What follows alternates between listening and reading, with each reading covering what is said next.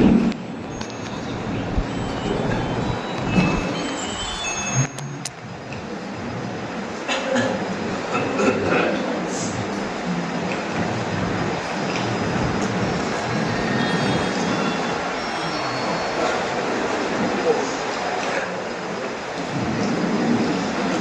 الله الرحمن الرحيم. الحمد لله رب العالمين، والصلاة والسلام على سيد الأنبياء والمرسلين وعلى آله وأصحابه أجمعين. أما بعد، فإن أصدق الحديث كتاب الله، وأحسن الهدي هدي محمد صلى الله عليه وسلم، وخير الأمور محاسنها، وشر الأمور محدثاتها، وكل محدثة بدعة، وكل بدعة ضلالة، وكل ضلالة في النار. وبسند المتصل منا إلى الشيخ الإمام الهمام حافظ الحجة أمير المؤمنين في الحديث أبي عبد الله محمد بن إسماعيل بن إبراهيم بن المغيرة بن بردة الجعفي الأمامي البخاري رحمه الله تعالى. اللهم انفعنا بعلومه وعلومهم أجمعين، آمين يا رب العالمين. أنه قال: بسم الله الرحمن الرحيم. باب غسل الرجلين في النعلين ولا يمسح على النعلين. بسم الله الرحمن الرحيم. الحمد لله رب العالمين، والصلاة والسلام على سيد المرسلين وعلى آله وأصحابه أجمعين. باب غسل الرجلين في النعلين ولا يمسح على النعلين. بزرگوں اور بھائیوں، پردہ نشین ہماری ماں امام بخاری علیہ الرحمٰن نے جو باب قائم کیا ہے اس کا مفہوم ہے جوتا چپل پہنے ہوئے پاؤں کو دھونا. جوتا چپل پہنے ہوئے ہیں اور پاؤں جوتے کے اندر ہے، اور وضو کرتے وقت پاؤں کو جوتے سے باہر نہ نکال کر جوتے میں رہتے ہوئے پاؤں کو دھونا. ولا یمسح علی النعلین، اور چپلوں پر یا جوتوں پر مسح نہ کیا جائے. امام بخاری علیہ الرحمہ کا اصل مقصد اس باب سے فرقہ امامیہ کی تردید ہے. آپ کو یاد ہوگا گزشتہ جمعرات کو یہ مسئلہ آیا تھا کہ شیعہ لوگوں میں سے ایک فرقہ ہے فرقہ امامیہ. ان کی رائے یہ ہے وضو کے اندر دونوں پیروں کے بارے میں اللہ تعالیٰ کا حکم مسح کا ہے، غسل کا نہیں، دھونے کا نہیں. گزشتہ جمعرات کو بھی میں نے یہ مسئلہ آپ کو بتایا. فرقہ امامیہ کا خیال یہ ہے کہ وضو کے اندر دونوں پیروں پر مسح کیا جائے گا جیسے ہم لوگ سر پر مسح کرتے ہیں، دھونے کا حکم نہیں.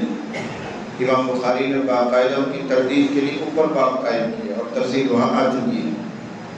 یہ باب بھی اسی مقصد کے لیے ہے، اور حاصل یہ نکلے گا کہ حضرت صلی اللہ علیہ وسلم سے یہ بات ثابت ہے. ابھی روایت میں تفصیل آئے گی کہ پیغمبر نے وضو فرمایا اور دونوں پاؤں چپل کے اندر تھے، جوتے کے اندر تھے. پھر آپ نے ان پیروں کو دھلا اور پیروں کو باقاعدہ ایسا ہلایا. ابو داؤد شریف کی روایت میں پنجے کو جوتے میں رکھ کر اندر سے پانی ڈال کر ایسے ہلایا تاکہ کوئی جگہ خشک نہ رہ جائے. اور وہ جوتے اور چپل کس چیز کے تھے؟ چمڑے کے تھے. ابھی ترجمہ کروں گا جب سمجھ میں آئے. وہ جوتے یا چپل چمڑے کے ہیں اور پاؤں جوتے کے اندر ہے. پانی ڈالا، پانی اندر جوتے میں گئے، پاؤں کو ایسا ہلایا تاکہ سوکھا نہ رہ جائے. اس طرح آپ نے وضو فرمایا. امام بخاری علیہ الرحمہ اس حدیث سے اس طرح استدلال کر رہے ہیں اور فرقہ امامیہ کی تردید کر رہے ہیں کہ اگر پاؤں کا وظیفہ پاؤں کے بارے میں دھونے کا حکم نہیں تھا بلکہ مسح کا حکم تھا تو پیغمبر صلی اللہ علیہ وسلم کو جوتے بھیگنے کی کیا ضرورت تھی؟ اور وہ جوتے بھی چمڑے کے تھے. جوتوں میں پاؤں اندر تھا، اوپر سے مسح کر لیتے، کام چل جاتا. بھائی جوتے میں پاؤں رہتا تو صرف انگلیاں اندر رہتی ہیں، یہ پاؤں تو کھلا رہتا ہے اسے، تو ایسے انگلیاں بھیجو کر پاؤں کے اوپر ایسے پھیر لیتے، مسح ہو جاتا. بس معلوم ہوا کہ پیروں کا حکم مسح کا نہیں ہے، دھونے کا ہے. تبھی نبی صلی اللہ علیہ وسلم نے جوتوں کی رعایت نہیں کی، باوجود اس کے وہ چمڑے کے تھے، اور پانی ڈال کر باقاعدہ پاؤں کو اندر ایسے ہلایا تاکہ پاؤں بھیگ جائیں. اگر حکم مسح کرنے کا ہوتا تو اتنی تکلیف آپ نہ اٹھاتے، بس انگلیاں اوپر پھیر دیتے، مسح ہو جاتا. اس طرح امام بخاری علیہ الرحمہ نے فرقہ امامیہ کی تردید کی ہے. اس مقصد کے لیے باب قائم کیا ہے۔ اس میں جو حدیث آ رہی ہے اس میں 4 باتیں اور آئیں گی، اس لیے میں اس کا ترجمہ کرتے ہوئے چلتا ہوں۔ خلاصہ میں نے آپ کو سمجھا دیا کہ امام بخاری کا مقصد صرف اتنا ہے، فرقہ امامیہ پر رد کرنا کہ دونوں پیروں کا حکم مسح کا نہیں ہے، دھونے کا ہے۔ نبی صلی اللہ علیہ وسلم نے بھی اتنی تکلیف اٹھائی کہ جوتے چمڑے کے ہیں، اس میں پاؤں اندر ہیں، پانی ڈالا گیا ہے، حالانکہ جوتے خراب ہو رہے ہوں گے پانی ڈالنے کی وجہ سے۔ اگر حکم غسل کا نہیں تھا، نہیں، اگر حکم مسح کا تھا تو یہ سب تکلیف کرنے کی کیا ضرورت تھی؟ انگلی پھیر لیتے، مسح ہو جاتا ہے۔ لیکن آپ نے اس قدر اہتمام کر کے دھویا ہے، اس سے معلوم ہوا کہ پیروں کا حکم دھونے کا ہی ہے، مسح کا حکم نہیں۔ اس میں جو روایت آ رہی ہے وہ کئی مسائل اپنے اندر رکھتی ہے۔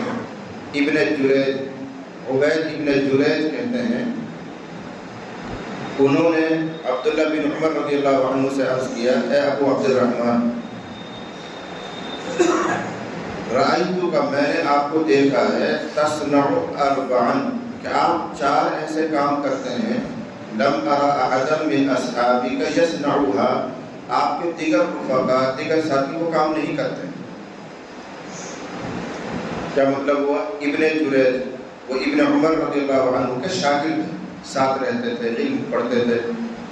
انہوں نے ابن عمر رضی اللہ عنہ کو 4 ایسے کام کرتے ہوئے دیکھا ہے جو اور صحابہ نہیں کرتے تھے۔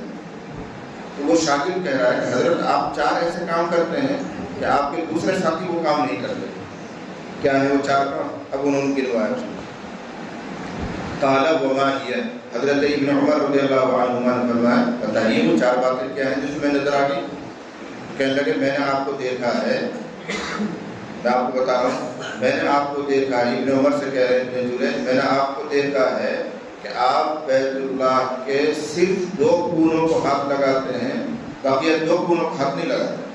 خانہ کعبہ کے 4 کونے ہیں، فرض کرو کہ یہ جو میرے سامنے تپائی رکھی ہوئی ہے یہ خانہ کعبہ ہے، اس کے 4 کونے، ایک ادھر ہے، ایک ادھر ہے، ایک ادھر ہے۔ ابن عمر رضی اللہ عنہ جب طواف کرتے تھے تو بس ان 2 کونوں کو ہاتھ لگاتے تھے، ادھر والے 2 کونوں کو ہاتھ نہیں لگاتے۔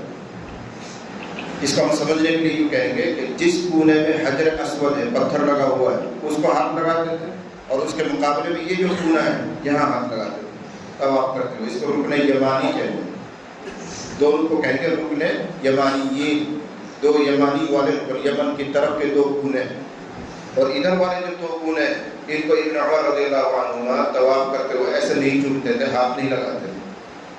تو اس کو پوچھ رہے ہیں وہ کہ آپ یہ کام کیوں کرتے ہیں؟ اگر ہاتھ ہی لگانا ہے تو 4 کونوں کو لگاؤ، پورا گھر اللہ کا گھر ہے، اس میں ہی کون سی خاص برکت ہے، یا اس کونے میں کون سی خاص برکت ہے، اور ان 2 کونوں میں وہ برکت کیوں نہیں ہے جس کے لیے آپ ہاتھ لگاتے ہیں؟ سوال کا انداز یہ تھا کہ اور صحابہ کو میں دیکھتا ہوں کہ وہ اگر ہاتھ لگاتے ہیں تو 4 کو لگاتے ہیں، اور آپ صرف 2 کونوں میں ہاتھ لگاتے ہیں۔ یہ نئی بات تھی آپ کی زندگی۔ ایک سوال۔ دوسرا سوال انہوں نے کیا، وَرَأَيْتُكَ تَلْبَسُ النِّعَالَ السِّبْتِيَّةَ، میں نے آپ کو دیکھا ہے کہ آپ بغیر بالوں والا چپل یا جوتا پہنتے ہیں، اور صحابہ وہ چپل پہنتے ہیں جن میں بال رہتے ہیں۔ اس کو سمجھو، اس زمانے میں مشینی دور نہیں ہے، اتنی ترقی نہیں ہے۔ جانور کا جو چمڑا ہوتا تھا اس میں وہ دباغت لگاتے تھے، سکھاتے تھے، پھر اسی سے ہی اپنے ہاتھوں سے چپل جوتا بنا لیا کرتے تھے، جیسے موتی ہاتھ بناتا ہے، اس چمڑے میں بال بھی رہتے تھے۔ تو سادہ لوگ اور کمزور لوگ جو بہت پیسے والے نہیں ہوتے تھے وہ اس طرح کے چمڑے کے چپل جوتے پہن لیا کرتے تھے، ان میں بال بھی کھڑے رہتے تھے۔ بالوں والے چمڑے کا چپل یا جوتا لوگ پہنتے تھے۔ لیکن ابن عمر رضی اللہ عنہ شاندار چپل جوتا خرید کر لاتے تھے جن میں بال نہیں ہوتا تھا۔ وہ کہیں دور سے بن کے آیا کرتے تھے، جہاں کہیں مشین ہوتی تھی، ایران وغیرہ اس وقت بڑے ترقی یافتہ ملک مانے جاتے تھے، چین وغیرہ اس وقت کی ترقی میں تھے، وہاں سے وہ باہر سے بن کر آیا کرتے تھے۔ ابن عمر وہ خریدتے تھے، مالدار لوگ، بڑے لوگ وہ چپل جوتے پہنتے تھے جن کے چمڑے پر بال نہیں ہوتا تھا، بالکل صاف۔ اب تو ہمارے اور آپ کے یہاں جو بھی چپل جوتا ملتا ہے وہ بغیر بالوں والا ہی ملتا ہے، مشینی دور آ گیا، اس وقت ایسا نہیں تھا۔ تو یہ پوچھ رہے ہیں ابن جریج کہ حضرت میں نے آپ کو دیکھا ہے کہ آپ کے دوسرے ساتھی تو ایسے چپل یا جوتے پہنتے ہیں جن میں بال کھڑے رہتے ہیں، اور آپ ایسی شاندار چپل استعمال کرتے ہیں جس میں بال نہیں ہوتے۔ یہ دوسرا سوال ہے آپ کی زندگی کے تعلق سے۔ تیسرا سوال وَرَأَيْتُكَ تَسْبَغُ بِالسُّفْرَةِ، میں نے آپ کو دیکھا ہے کہ آپ اپنے پہننے والے کپڑوں کو، کرتا پاجامہ لنگی جو بھی پہنی جاتی ہے، پگڑی، ان کو آپ زرد رنگ میں رنگتے ہیں، پیلے رنگ زرد رنگ میں رنگتے ہیں پھر پہنتے ہیں۔ اس کو بھی سمجھنا ہے۔ ایک دور رہا ہے، آپ لوگوں نے بھی دیکھا ہے کہ سفید کپڑوں کو ہم لوگ نیل لگایا کرتے تھے، آپ نے کبھی لگائی ہوگی، رواج بدلتا رہتا ہے، اب ختم ہو گیا، کوئی نہیں لگاتا۔ تو جیسے ہمارے ہندوستان میں، بنگلہ دیش میں، پاکستان میں سفید کپڑوں کو نیل لگا کر تھوڑا سا چمکیلا بنایا جاتا تھا پھر پہنتے تھے، ایسے ہی عرب میں ایک خاص قسم کی بوٹی آتی تھی، پتی آتی تھی، اس کو سفرہ کہتے تھے، اس کو پانی میں ڈالتے تھے، گھولتے تھے اور کب دھلا ہوا کپڑا اس میں ڈالنا نیل لگانے کی طرح، اور تھوڑی دیر بعد اس کو سکھایا تو نیلا نیلا سا ہو جاتا تھا، کریم کلر کا ہو جاتا تھا، اس کو پہنتے تھے۔ تو ابن عمر رضی اللہ عنہ کہہ رہے ہیں، ابن جریج کہہ رہے ہیں کہ حضرت آپ یہ زرد رنگ میں رنگا ہوا کرتا پہنتے ہیں، پگڑی باندھتے ہیں، آپ کے دوسرے صحابہ جو ہے ساتھی وہ نہیں کرتے اس کام۔ یہ تیسرا سوال۔ چوتھا سوال وَرَأَيْتُكَ إِذَا كُنْتَ بِمَكَّةَ أَحَلَّ النَّاسُ إِذَا رَأَوُا الْهِلَالَ وَلَمْ تُحِلَّ أَنْتَ حَتَّى كَانَ يَوْمُ التَّرْوِيَةِ۔ اس کا مطلب یہ ہے کہ میں نے آپ کو دیکھا ہے کہ آپ 8ویں ذی الحجہ کو ہی احرام باندھتے ہیں، اس سے پہلے احرام نہیں باندھتے۔ مثلا حج کرنے کے لیے پہنچ گئے ہو، حج کی ذی الحجہ کی پہلی تاریخ کو، یہ ذی قعدہ کی آخری تاریخ میں، ابھی 8 ذی الحجہ آنے میں 8 دن ہے، 10 دن ہے، 15 دن ہے، مکے میں رہیں گے آرام سے، احرام شروع نہیں کریں گے۔ 8 تاریخ کو ہی ابن عمر رضی اللہ عنہما احرام باندھتے تھے، جبکہ اور صحابہ کا طریقہ یہ تھا جیسے ہی ذی الحجہ کا چاند دیکھا احرام باندھ لیا کرتے تھے مکہ میں رہتے ہوئے۔ تو آپ کا عمل آپ کے ساتھیوں سے تھوڑا سا جدا ہے۔ یہ 4 باتیں پوچھی ہیں ابن جریج نے ابن عمر رضی اللہ عنہما سے، یاد رہ جائیں گی؟ میں ایک ایک مرتبہ پھر دہراتا ہوں۔ پہلا سوال ان کا یہ تھا کہ میں نے آپ کو دیکھا ہے کہ آپ بیت اللہ کے صرف 2 کونوں کو ہاتھ لگاتے ہیں، رکن یمانی کو اور حجر اسود والے کونے کو، ادھر کے 2 کونوں کا آپ ہاتھ نہیں لگاتے۔ دوسرا سوال ان کا یہ تھا کہ میں نے آپ کو دیکھا ہے کہ آپ ایسی چپل پہنتے ہیں یا ایسا جوتا پہنتے ہیں چمڑے کا جس پر بال نہیں ہوتے، اس کو کہتے ہیں نعال سبتیہ، اور آپ کے جو دوسرے ساتھی ہیں یعنی صحابہ وہ ایسے چپل جوتے بھی پہنتے ہیں جن میں بال ہوتے ہیں۔ تیسرا سوال یہ ہے کہ میں نے آپ کو دیکھا ہے کہ آپ زرد رنگ میں، پیلے رنگ میں رنگے ہوئے کپڑے پہنتے ہیں، سفرہ سے رنگا ہوا کپڑا پہنتے ہیں، آپ کے دوسرے ساتھی جو کہ صحابہ ہیں، حضور کی صحبت یافتہ ہیں، وہ ایسے کپڑے نہیں پہنتے، وہ نہیں رنگتے ہیں۔ ایسے ہی میں نے دیکھا کہ دوسرے صحابہ تو ذی الحجہ کا چاند ہوتے ہی احرام باندھ لیتے ہیں، حج کی نیت کر لیتے ہیں، پابندیوں میں رہتے ہیں، اور آپ پہلے سے احرام نہیں باندھتے، صرف 8ویں ذی الحجہ کو آپ احرام باندھتے ہیں۔ 8ویں ذی الحجہ کو کہاں رہتے ہیں؟ حاجی لوگ مینا میں رہتے ہیں، 9ویں ذی الحجہ کو عرفات میں جاتے ہیں، 10ویں ذی الحجہ کو شیطان پیٹتے ہیں، پھر طواف زیارت کرتے ہیں، یہ حج کا ارکان پورا ہو جاتا ہے۔ تو آپ صرف 8ویں تاریخ کا احرام باندھتے ہیں، اس سے پہلے نہیں باندھتے، اور دوسرے صحابہ پہلی تاریخ سے احرام باندھ لیتے ہیں۔ یہ 4 باتیں آپ میں الگ ہیں۔ ابن عمر رضی اللہ عنہما نے ان کا ایک ایک کر کے جواب دیا۔ میں آپ کو جواب والی عبارت کا ترجمہ کرتے ہوئے چلوں، آپ دماغ میں سوال رکھ رہے ہیں۔ یہ 4 سوال ہیں۔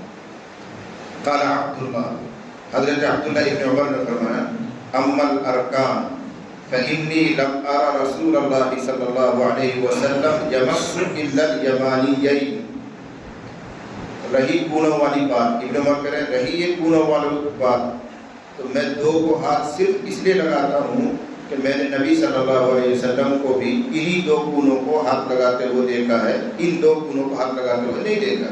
میں نبی صلی اللہ علیہ وسلم کی نقل میں، آپ کی اتباع میں ان 2 کونوں کو ہاتھ لگاتا ہوں، باقی کو نہیں لگاتا۔ اور دین بھی اسی کو کہتے ہیں کہ جیسا نبی صلی اللہ علیہ وسلم سے ثابت ہے ویسا کرنا، اپنی طرف سے اس میں کوئی اضافہ نہیں۔ ابن عمر رضی اللہ عنہما کی شان بڑی عجیب تھی، بڑی نرالی تھی، وہ چھوٹی چھوٹی سنتوں پر بھی پابندی ثابت کرتے تھے۔ اس لیے کہہ رہے ہیں میں صرف ان 2 گنوں کو اس لیے ہاتھ لگاتا ہوں، میں نے نبی کو دیکھا ہے، ادھر والے 2 گنوں کو ہاتھ لگاتے ہوئے میں نے نبی کو نہیں دیکھا، اس لیے نہیں لگاتا۔ پھر اس میں ذرا سی تفصیل آپ کو یاد ہوگا، میں نے پہلے بتایا تھا، بیت اللہ شریف بنائے ابراہیمی کے اعتبار سے بڑا تھا، حضرت ابراہیم علیہ السلام نے جب بنایا تھا تو وہ بڑا تھا، اور ادھر سے میرے بائیں ہاتھ کی طرف والے جو حصہ خانہ کعبہ کا وہ ایڑی کی طرح گول تھا، یہ لکھ کر میں پہلے آپ کو یاد ہوگا بتایا تھا. ایسے میں ہاتھ رکھوں مثال طور پر، یہ جو حصہ ہے یہ ایسے چوکور ہے، یہاں حجر اسود ہے، یہ رکن یمانی ہے. اس کے بعد یہ پورا گھر یہ لمبی دیواریں گئی ہیں، لیکن ادھر والی جو دیوار تھی حضرت ابراہیم نے جو بنایا تھا وہ ایسی لمبی نہیں تھی، ایسی گول تھی ایڑی کی طرح، ایسی گول. ایسا خانہ کعبہ ابراہیم علیہ السلام نے بنایا. اور 2 دروازے اس کے رکھے تھے، ایک دروازہ ادھر ایک دروازہ ادھر، ایک میں سے داخل ہوتے تھے، نماز پڑھ کے ادھر سے نکل جایا کرتے تھے. یہ خانہ کعبہ ہی مسجد تھی، باہر کوئی حرم نہیں تھا، باہر کوئی اور صحن نہیں تھا، یہ خانہ کعبہ کے اندر ہی نماز پڑھی جاتی تھی. لیکن جب قریش کا دور آیا ہے اور نبی صلی اللہ علیہ وسلم ابھی نبی نہیں بنے تھے، اس زمانے کی بات ہے، آپ موجود تھے، پیدا ہو گئے تھے، لیکن نبوت نہیں ملی تھی. اس سے پہلے کا یہ قصہ ہے کہ سیلاب آنے کی وجہ سے دیواریں پھٹ گئی اور خانہ کعبہ بہت مخدوش ہو گیا. تو مکہ والوں نے مشورہ کیا کہ اس خانہ کعبہ کو دوبارہ سے بنایا جائے، دیواریں ہٹائی جائیں اور دوبارہ سے ان کی تعمیر کی جائے.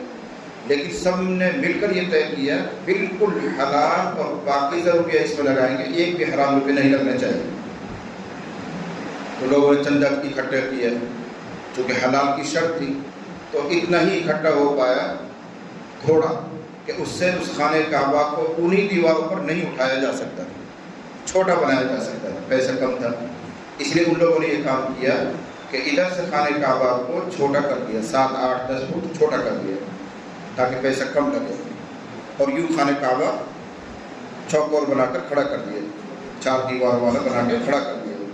اور جو خانہ کعبہ کی یہ جگہ باہر رہ گئی تھی اس کی حفاظت کے لیے چھوٹی سی دیوار ایڑی کی طرح گول بنا دی، جس کو حتیم کہتے ہیں.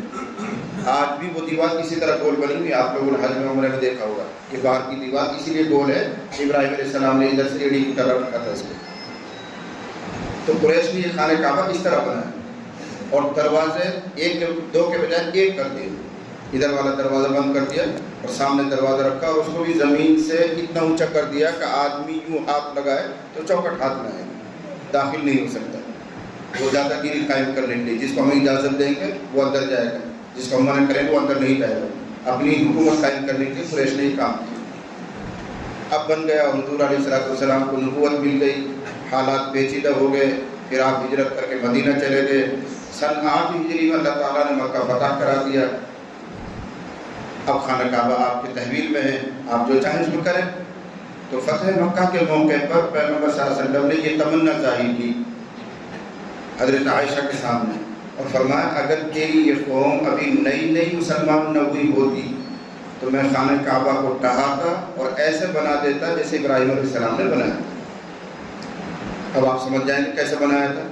یہ چھوٹے بجائے بڑا ہو جائے گا اور یہ جو باہر جگہ رہ گئی تھی وہ خانہ کعبہ میں اندر آ جائے گی اور ادھر سے خانہ کعبہ گول جیسے رہے گا اور 2 دروازے ہو جائیں گے. اس کی تمنا فرمایا. لیکن آپ کی قوم حضرت عائشہ کی قوم ابھی نئی مسلمان ہوئی ہے، میں اگر خانہ کعبہ کو گراؤں گا تو لوگوں کو بدگمانی ہوگی اور یہ کہیں گے کہ یہ کیسا نبی ہے، اللہ کے گھر کی عظمت بھی اس کے دل میں نہیں ہے، اللہ کے گھر کو توڑ رہا ہے. تو فتنے کا اندیشہ ہے، اس لیے آپ نے یہ کام کیا نہیں لیکن تمنا ظاہر کی. پھر حضور علیہ السلام دنیا سے تشریف لے گئے. ابو بکر رضی اللہ عنہ کا دور آیا تو بہت مختصر دور ہے. پھر حضرت عمر فاروق رضی اللہ تعالیٰ عنہ کو دور آیا، 12 سال کا ان کا دور حکومت رہا ہے. لیکن وہ خانہ کعبہ اسی شکل میں رہا جیسے قریش نے بنایا. آگے زمانہ گزرنے کے ساتھ ساتھ ابن زبیر، عبداللہ بن زبیر یہ حاکم بنے.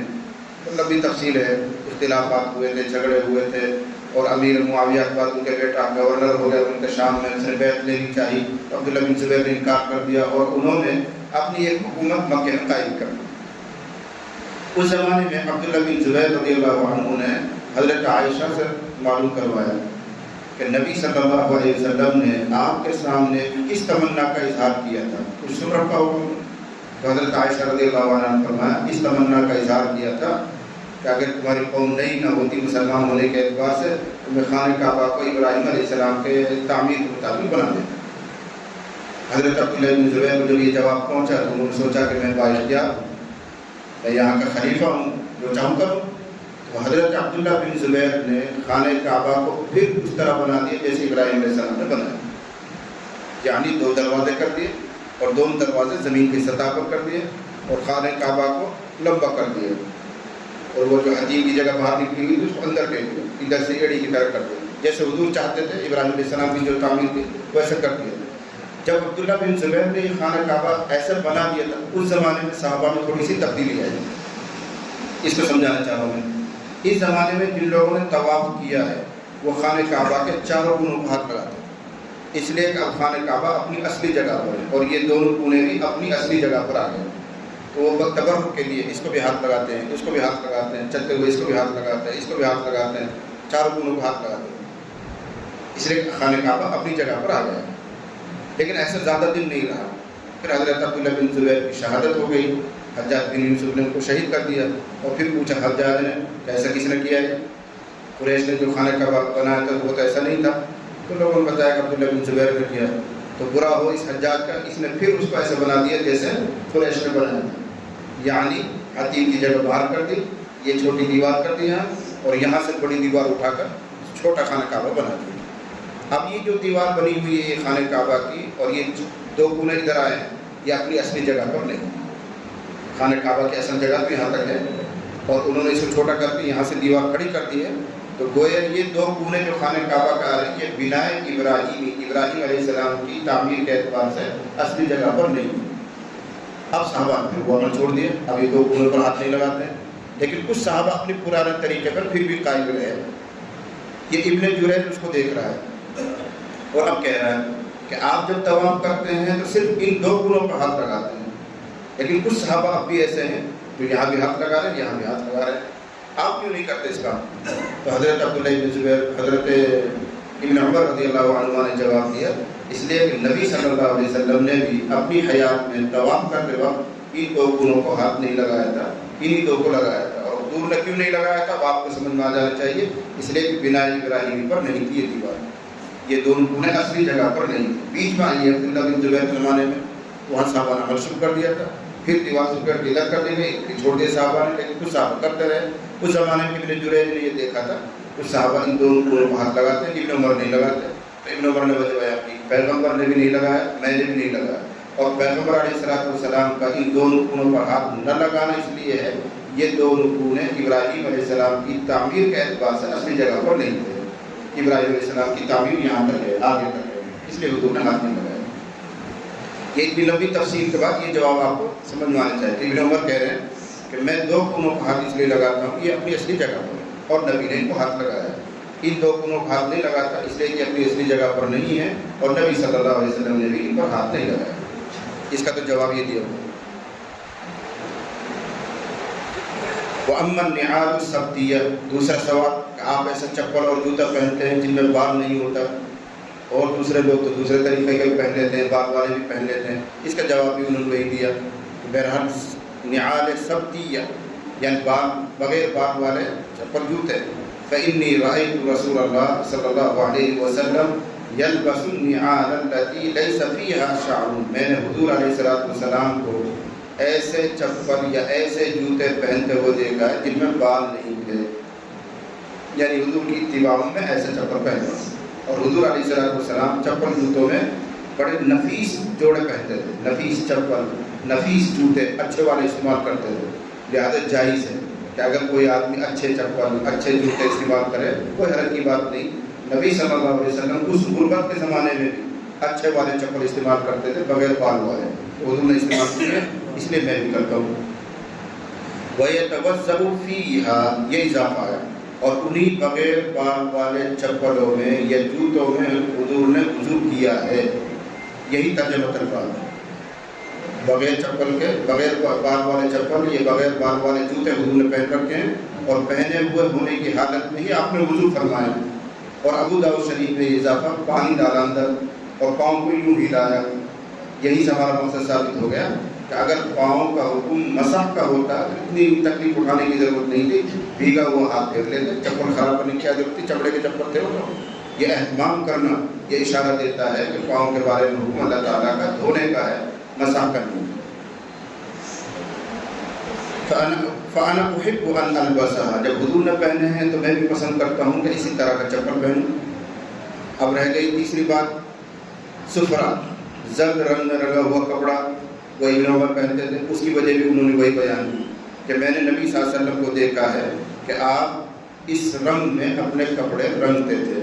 وَأَمَّا الصُّفْرَ فَإِنِّي رَأَيْتُ رَسُولَ اللَّهِ صلی اللہ علیہ وسلم يَسْبَغُ بِهَا فَإِنِّي أُحِبُّ أَنْ أَسْبَغُ بِهَا. تو میں بھی چاہتا ہوں کہ میں اپنے کپڑوں کو رنگ دوں اور اسی طرح پہنوں. لیکن اس پر ایک سوال ہوتا ہے کہ نبی کریم صلی اللہ علیہ وسلم نے صفرہ زرد رنگ کے رنگے ہوئے کپڑے پہننے سے منع فرمایا. یہ حدیث موجود ہے اور ادھر یہاں آ رہا ہے ابن عمر خود پہنتے تھے اور نبی صلی اللہ علیہ وسلم کی طرف بھی منسوب کر رہے ہیں کہ حضور نے بھی پہنا ہے. تو محدثین نے اس کی تعبیر یہ کی ہے سخت زرد رنگ کا رنگا ہوا کپڑے پہننے سے حضور نے منع فرمایا. تیز زرد رنگ تیز پیلا رنگ کا رنگا ہوا کپڑے پہننے سے حضور نے منع فرمایا. اس لیے کہ یہ سادھو سنت قسم کے لوگ پہنتے ہیں.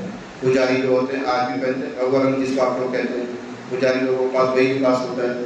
تو نبی صلی اللہ علیہ وسلم نے ان کی مشابہت کی وجہ سے تیز پیلے رنگ کا رنگنے سے منع فرمایا ہے. اور حضور علیہ السلام نے جو پہنا ہوگا یہ جو ابن عمر پہنتے تھے وہ کریم کلر کا ہلکا پیلے رنگ کا ہے اس کو آپ نے پہنا ہے اور ابن عمر اس کو پہنا کرتے تھے. یہ تعبیر محدثین کر رہے ہیں. اس لیے سری روایت جو موجود ہے نبی صلی اللہ علیہ وسلم نے اس کلر سے منع فرمایا ہے. اس لیے اس سے یہ غیروں کے جو پجاری ہوتے ہیں ان کے ساتھ مشابہت لازم ہے. وہ امت کی ہلال. اب چوتھا سوال رہ گیا کہ میں 8ویں ذی الحجہ کو احرام باندھتا ہوں دیگر ساتھی تو پہلی تاریخ سے ہی باندھ لیتے ہیں. اس کا بھی انہوں نے جواب دیا تفصیل سے کہ لیکن پہلے سے احرام باندھنا نہ باندھنا اس کا تعلق تو سفر حج کے شروع ہونے سے ہے.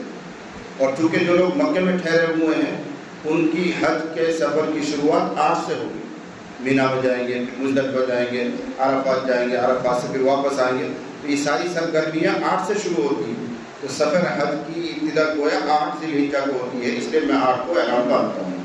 پھر دلیل پیش کی کہ نبی صلی اللہ علیہ وسلم نے بھی احرام سفر حج کی ابتدا میں باندھا تھا. بات پوری ہوگی لیکن آپ کو تھوڑی سی تفصیل سمجھنی پڑے گی. نبی کریم صلی اللہ علیہ وسلم جب حجۃ الوداع کے لیے روانہ ہوئے ہیں تو 25 ذی القعدہ کو مدینے سے روانہ. 25 ذی القعدہ ظہر آپ نے مدینے میں پڑھی اور مدینے سے روانہ ہو کر ذوالحلیفہ پہنچے جس کو اس زمانے میں ابیار علی کہتے ہیں. اور آسان کر دوں جہاں سے مدینہ والے احرام باندھ کر آگے بڑھتے ہیں اس کو ابیار علی کہتے ہیں. اس زمانے میں اس زمانے میں ذوالحلیفہ کہا کرتے تھے. یہ مسجد نبوی سے غالباً 13-14-15 کلومیٹر کے فاصلے پر ایک جگہ ہے. اب وہاں مسجد بنی ہوئی ہے اور احرام سارے لوگ وہیں سے باندھتے ہیں. تو نبی علیہ السلام نے 25 ذی القعدہ کو ظہر ادا کیے ہیں مدینے میں اور وہاں سے روانہ ہوئے اور عصر آپ نے پڑھی ہے ذوالحلیفہ میں جا کے. اور پھر آپ نے یہاں عصر مغرب عشاء فجر پوری رات آپ یہاں ٹھہرے ہیں. فجر تک نمازیں پڑھی ہیں آپ نے اور کوئی خاص مشغلہ آپ نے نہیں کیا. وہاں آپ نے قیام فرمایا تھا ایک درخت کے نیچے. جب ارادہ ہوا کہ اب سفر اگلی منزل کی طرف کریں گے یعنی اب ہو گئی ہے 26 ذی القعدہ تو آپ نے وہاں غسل فرمایا لباس چینج کیا اور اسی درخت کے نیچے آپ نے احرام کی 2 چادریں پہنی 2 رکعت نماز پڑھی اور تلبیہ پڑھا. تلبیہ کہتے ہیں لبیک اللہم لبیک اور آپ کا احرام شروع ہو گیا. اس لیے کہ اصل سفر حج اب یہاں سے شروع ہو رہا ہے. ذوالحلیفہ میں آپ ٹھہر گئے تھے تاکہ سارے لوگ آ کے یہاں جمع ہو جائیں کوئی آگے پیچھے نہ رہ جائے اور اگلے دن سے آپ نے سفر شروع کیا. ابن عمر اس کو سمجھا کہ دیکھو نبی صلی اللہ علیہ وسلم نے احرام کب شروع کیا جب آپ نے اب نیت کر لی کہ مکے کے لیے روانہ ہو رہا ہے اور سفر حج شروع ہو رہا ہے. وہ 26 کو ہوا ہے. معلوم ہوا کہ سفر حج کی ابتدا میں احرام باندھا جاتا ہے. پہلی تاریخ 12 کی تاریخ یا 8 کی تاریخ سے اس کا زور نہیں ہے. جب بھی سفر حج شروع ہوگا تو احرام باندھیں گے اور ہم لوگ مکے میں آ جاتے ہیں مکے میں ٹھہرے رہتے ہیں. اب حج کی سرگرمیاں 8 ذی الحجہ سے شروع ہوتی ہیں تو وہ سفر شروع ہو رہا ہے 8 کو. اس لیے ہم 8 کو احرام باندھتے ہیں. ابن عمر رضی اللہ عنہ نے جواب دیا. جی وبه قال حدثنا عبد الله بن يوسف قال اخبرنا مالك عن سعيد المقبوري عن عبيد بن جريج انه قال لعبد الله بن عمر يا ابا عبد الرحمن رايتك تصنع 40 مراحل من اصحابك يصنعها. قال وما هي يا ابن جريج؟ قال رايتك لا تمس من الاركان الا اليمانيين ورايتك تلبس النعال يمانيه ورأيتك تلبس النعال السبتية ورأيتك تسبغ في السفرة ورأيتك إذا كنت بمكة أهل الناس إذا رأوا الهلال ولم تهل أنت حتى كان يوم التروية. وأنا عبد الله أما الأركان فإني لم أرى رسول الله صلى الله عليه وسلم إلا اليمانيين. وأما النعال السبتية فإني رأيت رسول الله صلى الله عليه وسلم يلبس النعال التي ليس فيها شعر ويتوضأ فيها فأنا أحب أن ألبسها. وأما السفرة فإني رأيت رسول الله صلى الله عليه وسلم يسبغ بها فإني أحب أن أسبغ بها. وأما الإهلال فإني لم أرى رسول الله صلى الله عليه وسلم يهل حتى تنبعث بها ركعته. باب التيمم في الوضوء والغسل. وضو اور غسل میں دائیں سے شروع کرنے کا بیان. جب آپ وضو کرتے ہیں تو جو ڈبل اعضاء ہیں جیسے دو ہاتھ ہیں دو پیر ہیں تو ان میں ابتدا دائیں سے ہونی چاہیے. پہلے دائیں ہاتھ کو دھوئیں گے پھر بائیں ہاتھ کو دھوئیں گے. ایسے پاؤں دو ہیں تو پہلے دائیں پاؤں کو دھوئیں گے پھر بائیں پاؤں کو دھوئیں گے. اور یہ ترتیب سنت ہے. اگر کوئی آدمی اس کے خلاف کرتا ہے وضو ہو جائے گا, لیکن سنت کے خلاف کرنے کی وجہ سے پہلا گناہ ہوتا ہے. سنت چھوڑنے کا جان بوجھ کے سنت چھوڑنے کا گناہ ہے. تو جب ہم وضو کریں تو اس چیز کا اہتمام کریں گے دائیں کو پہلے بائیں کو مؤخر. بلکہ حضرت نبی کریم صلی اللہ علیہ وسلم کی عادت مبارکہ یہ ہے کہ ہر اچھے کام میں دائیں کو مقدم رکھ دیتے. مسجد میں داخل ہونا ہے تو دائیں پاؤں پہلے, بیت الخلاء میں جانا ہے بائیں پاؤں پہلے, وہ ایک گندگی جگہ ہے. تو ہر اچھے کام میں دائیں کو مقدم رکھنا یہ رسول اللہ صلی اللہ علیہ وسلم کا مزاج عالی ہے. تو اس کی رعایت یہاں بھی کی گئی کہ جب وضو کریں گے تو دائیں ہاتھ پہلے بائیں ہاتھ بعد میں, پھر دائیں پیر پہلے دھوئیں گے پھر بائیں پاؤں بعد میں دھوئیں گے. یہ باب قائم کیا التیمم فی الوضو, وضو میں دائیں سے شروع کرنا. والغسل اور غسل میں بھی, غسل میں بھی وضو کرنا پڑتا ہے تو وہاں بھی یہ رعایت کریں گے. ایسے ہی جب پانی ڈالیں گے تو حضور علیہ السلام کی عادت مبارکہ یہ ہے کہ پہلے دائیں کندھے پہ ڈالتے تھے پھر بائیں پہ ڈالتے تھے. تو جہاں تک ہو سکے دائیں اور بائیں میں دائیں کو مقدم رکھنا چاہیے. یہ نبی صلی اللہ علیہ وسلم کی سنت ہے. یہ باب امام بخاری نے قائم کی. سمجھنا یہ ہے کہ یہاں وضو کا بیان چل رہا ہے تو صرف اتنا عنوان ہونا چاہیے تھا التیمم فی الوضو, وضو میں دائیں سے شروع کرنے کا بیان. والغسل یہ لفظ بھی بڑھاتی ہے وضو میں اور غسل میں. غسل کا بیان تو مستقل آگے چل کر آنے والا ہے, وہاں کہیں گے اس بات. امام بخاری علیہ الرحمٰن نے الغسل کے لفظ بڑھایا ایک مجبوری کی وجہ سے. وضو میں دائیں سے شروع کرنا اس کے لیے امام بخاری علیہ الرحمٰن کی شرط کے مطابق, ان کے معیار کے مطابق کوئی اعلیٰ درجے کی حدیث نہیں. ہاں غسل میں دائیں سے شروع کرنے کے لیے اعلیٰ درجے کی روایت موجود ہے اور امام بخاری اور محدثوں سے زیادہ اچھی روایت کو لے کر آتے ہیں. ادنیٰ درجے کی روایت کو نہیں لیتے. ذرا سا کہیں کوئی کمی ہو, راوی میں ضعف ہو, کان میں کمزوری ہو تو اس حدیث کو چھوڑ دیتے ہیں.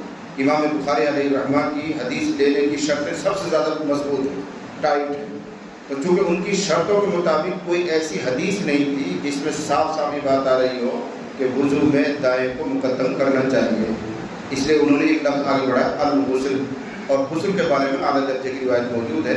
جب غسل میں ثابت ہو جائے گی یہ بات تو وضو میں بھی ثابت ہو جائے گی. اس طرح امام بخاری کام چلاتے ہیں کسی کلمے کو بڑھا کر, یہ عام عادت ہے ان کی. یہاں غسل کے تعلق سے روایت لا رہے ہیں اور اس روایت کا حاصل یہ ہے چونکہ امام بخاری علیہ الرحمٰن نے بہت مختصر کر دیا ہے, اس لیے میں ذرا سی تفصیل سناؤں. میں عطیہ رضی اللہ عنہ کہتی ہیں نبی علیہ السلام کی ایک صاحبزادی حضرت زینب کا انتقال ہوا. تو ظاہر بات ہے عورت کا جب انتقال ہوا تو عورت ہی اس کو غسل دیتی. تو طریقہ یہ اختیار کیا گیا کہ پردہ کیا گیا, کوئی چادر کے ذریعے کسی کپڑے کے ذریعے پردہ کیا گیا. اور حضرت زینب رضی اللہ عنہا کو اب عورتیں غسل دے رہی ہیں. ان غسل دینے والوں میں عطیہ تھی اور نبی علیہ السلام پردے کے ادھر ہیں. وہاں سے آپ ہدایت دے رہے ہیں, اب ایسا کرو, اب اس طرح غسل دو, اب یوں کرو, اب یوں کرو. یہ پردے کی ادھر سے جب ہدایت دے رہے تھے ان ہدایات میں سے ایک ہدایت یہ تھی جو یہاں رہی. آپ نے عطیہ رضی اللہ عنہا اور ان کے ساتھ مل کر جو حضرت زینب کو غسل دے رہی ہیں ان کو فرمایا ابدأن بمیامنها ومواضع الوضوء منها, کہ جب تم غسل دینا شروع کرو تو زینب رضی اللہ عنہا کے دائیں سے شروع کرنا, ایسے ہی اعضاء وضو سے شروع کرنا. مطلب یہ نکلے گا مردے کو جب نہلائیں گے تو پہلے اس کو وضو کرنا اور وضو کرانے میں دائیں کو مقدم رکھیں گے، جیسے زندہ آدمی کرتا ہے ایسے مردے کے لیے بھی پہلے وضو کرایا جاتا ہے اور وضو کرانے میں بھی دائیں کو مقدم کیا جاتا ہے۔ جب مردے کے لیے یہ رعایت کی جا رہی ہے کہ دائیں پہلے بائیں مؤخر کریں گے تو زندہ آدمی کے لیے بھی یہ حکم ہے۔ امام بخاری وہاں سے اٹھا کر یہ مسئلہ یہاں لے کر آیا کہ زندہ لوگوں کو بھی اس کی رعایت کرنی ہے کہ وضو میں اور غسل میں دائیں کو مقدم کریں۔ پھر یہاں مختصر ہے یہ روایت ترمذی شریف میں یہ بھی ہے، ام عطیہ رضی اللہ عنہا سے حضور فرمایا جب تم فارغ ہو جاؤ اور غسل دے چکو تو مجھے بتا دو، چونکہ پردے کو ووٹ میں غسل دیا جا رہا ہے۔ تو ام عطیہ کہتی ہیں کہ جب ہم غسل سے فارغ ہو گئی اور ہم نے حضرت زینب کو نہلا دیا تو ہم نے اطلاع کیا کہ نبی ہم فارغ ہو چکے ہیں۔ تو نبی صلی اللہ علیہ وسلم نے اپنی لنگی ہماری طرف پھینکی اور فرمایا اس کو زینب کے بدن سے لپیٹو، اور اس کی لپیٹنے کے بعد اب کفن پہنا۔ یہ لنگی تبرک کے لیے میرا کپڑا ہے، تبرک کے لیے میری بیٹی کے بدن پہ پہلے اس کو لپیٹو، اب اس کو اوپر سے کفن پہنا۔ اس سے معلوم ہوا تبرکات کی اصل موجود ہے، تبرکات غیر اصل نہیں ہے۔ بزرگوں کے کپڑوں کو، ان کی یعنی کمریوں کو، ٹوپیوں کو لوگ تبرک کے طور پر اپنے پاس رکھتے ہیں بہت سے لوگ، اس کی اصل موجود ہے۔ نبی صلی اللہ علیہ وسلم نے بھی حضرت زینب کے کفن میں اپنی لنگی مبارک عطا کی ہے، پہلے اس کو لپیٹو، اس کے بعد دوسرے کپڑے جو کفن میں پہنائے جاتے ہیں وہ پہنو۔ یہ میں نے تفصیل آپ کو اس لیے سنائی ہے کہ امام بخاری علیہ رحمۃ صرف ایک چھوٹا سا ٹکڑا دے کر آیا ہے۔ جی وبه قال حدثنا مسدد قال حدثنا اسماعيل قال حدثنا خالد عن حفصة بنت سيرين عن أم عطية قالت قال النبي صلى الله عليه وسلم لهن في مسلم ابنتي يبدأن بميامنها ومعاصع الوزوء منها. وبه قال حدثنا حفص بن عمر قال حدثنا شعبة قال أخبرني أشعث بن سليم قال سمعت من المسلوم عن عائشة قالت حضرت عائشہ رضی اللہ عنہ فرماتی ہیں قال النبي صلی اللہ علیہ وسلم يعجبه التيمم في تنعله وترجله وظهوره في شأنه كله۔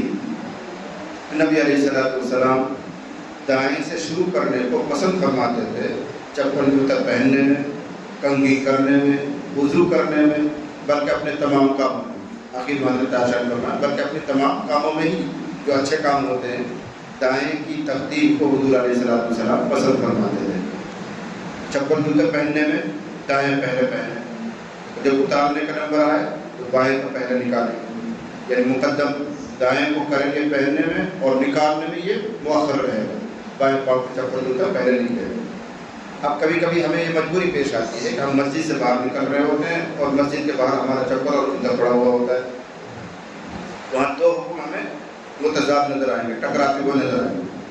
مسجد سے نکلیں تو شریعت یہ کہتی ہے کہ بائیں پاؤں پہلے نکالیں،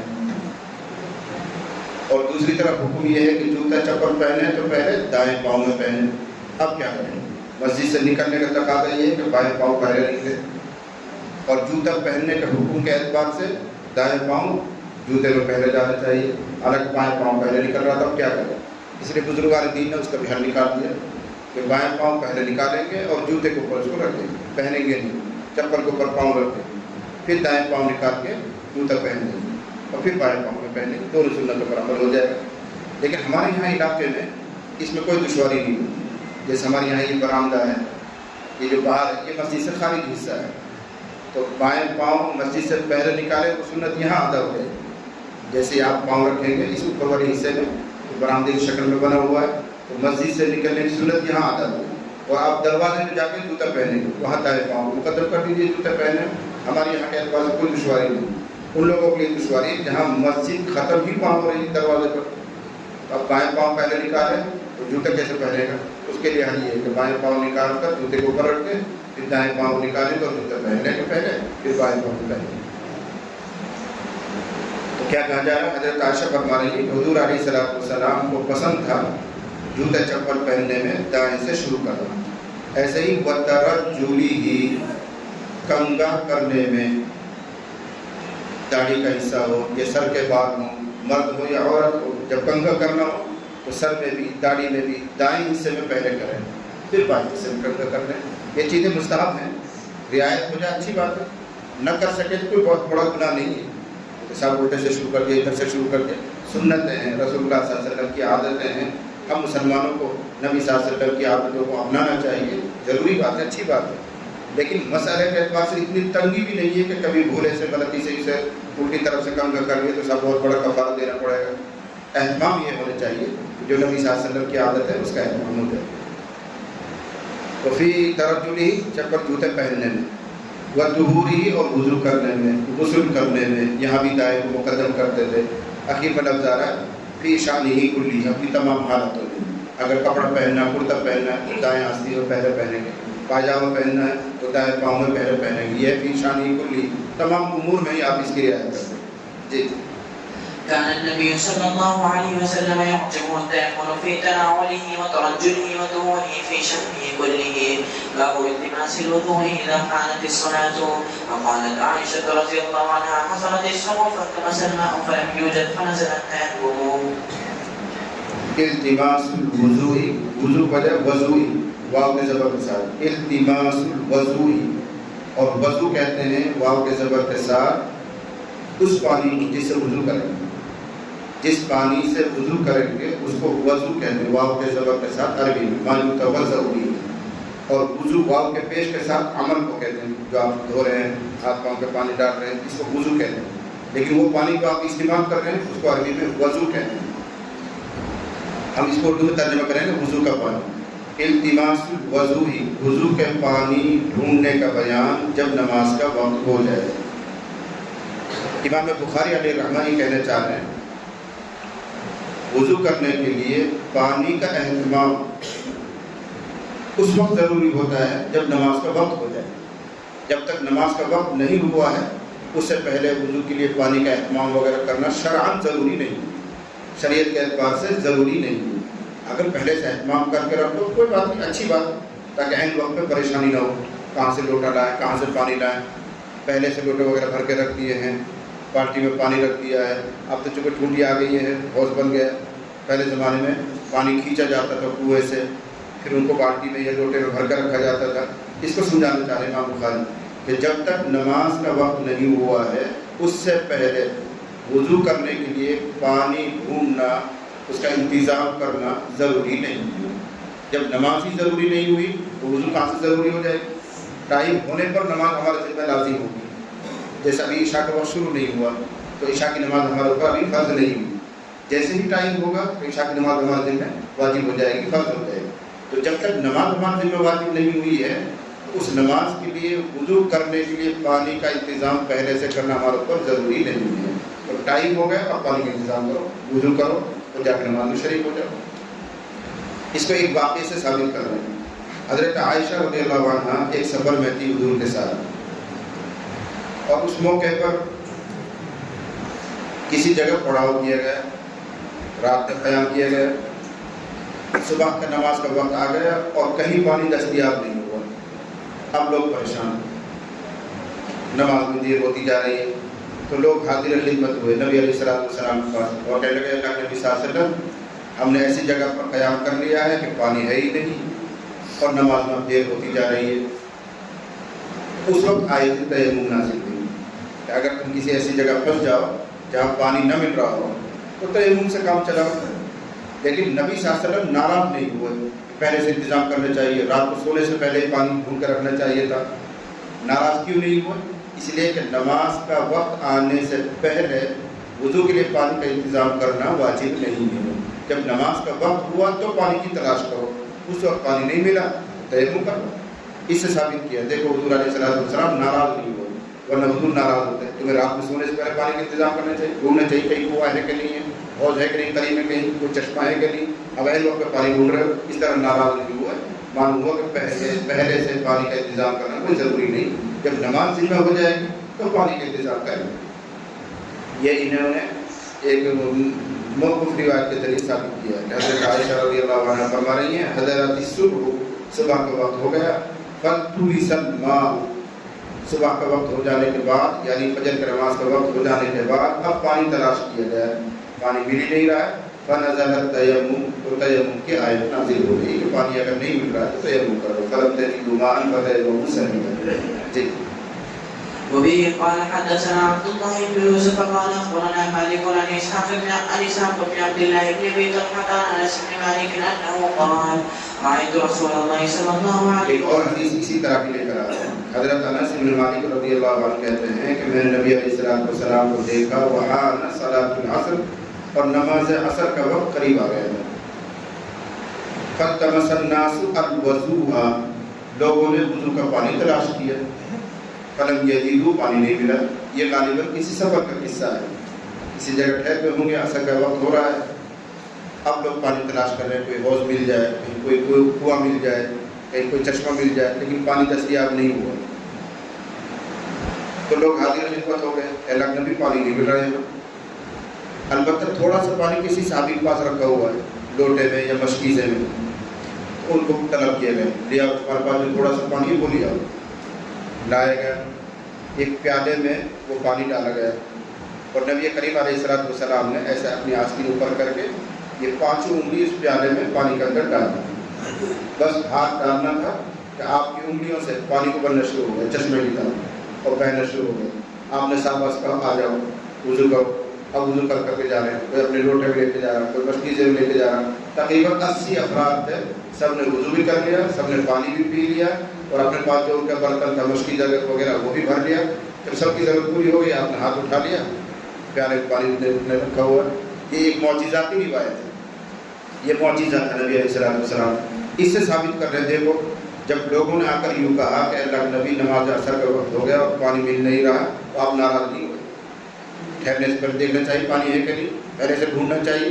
اب نماز کا تلاش کر رہے ہو, ناراض نہیں ہوئے, بلکہ اللہ تعالیٰ نے قدرت سے ایسا نظام کر دیا کہ پانی مل گیا اور وضو بھی ہو گیا.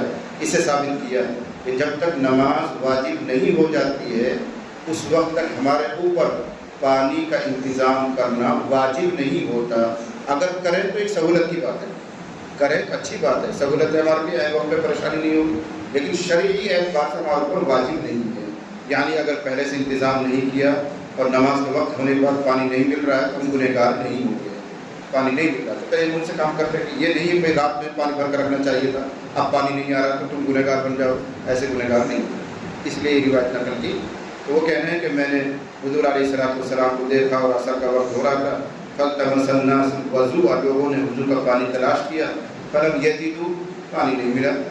فأتي رسول اللہ صلی اللہ علیہ وسلم بالوضوء, تو حضور علیہ الصلوۃ والسلام کے پاس وضو کا پانی کہیں سے لایا گیا, تھوڑا بہت پانی تھا وہ لایا گیا.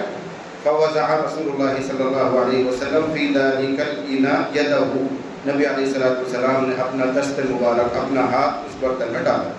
وامر الناس ان یتوضؤوا منہ, اور لوگوں کو حکم دیا کہ اس سے وضو کریں. چشمے کی طرح پانی جاری ہو گیا, لوگوں کو حکم دیا کرو. حضرت انس رضی اللہ عنہ کہتے ہیں فرأیت الماء, میں نے دیکھا پانی کو, ینبع, وہ چشمے کی طرح پھوٹ رہا ہے, نکل رہا ہے, من تحت اصابعہ, آپ کی انگلیوں کے نیچے سے. ایسے ہاتھ پیالے میں ڈال رکھا ہے تو انگلیوں کے سرے کے نیچے سے پانی نکل رہا ہے, چشمے سے جیسے نکلتا رہتا ہے ایسے نکلتے ہوئے میں نے دیکھا. حتی توضؤوا, یہاں تک کہ لوگوں نے وضو کیا, من عند آخرہم, آخری انسان تک. وہ 80-90 جتنے لوگ تھے, ایک ایک کر کے سب نے وضو کیا, آخری نے بھی کیا. سب کے لیے وہ پانی کافی ہو گیا, پی بھی لیا, برتن میں بھر بھی لیا. اس سے معلوم ہوا کہ پہلے سے انتظام کوئی ضروری نہیں ہے. اس موقع پہ حضور ناراض نہیں ہوئے کہ آپ پریشان ہو رہے تھے, ادھر سے پہلے سے انتظام کرنا چاہیے. یہ مقصد امام بخاری ثابت کر دیا. ٹھیک. رأيت رسول الله صلى الله عليه وسلم وحان صلاة العصر فالتمس الناس الوضوء فلم يجدوه فأتي رسول الله صلى الله عليه وسلم بوضوء فوضع رسول الله صلى الله عليه وسلم في ذلك الإناء يده وأمر الناس أن يتوضؤوا منه. قال فرأيت الماء ينبع من تحت أصابعي حتى توضؤوا من عند آخرهم. اللہ تعالیٰ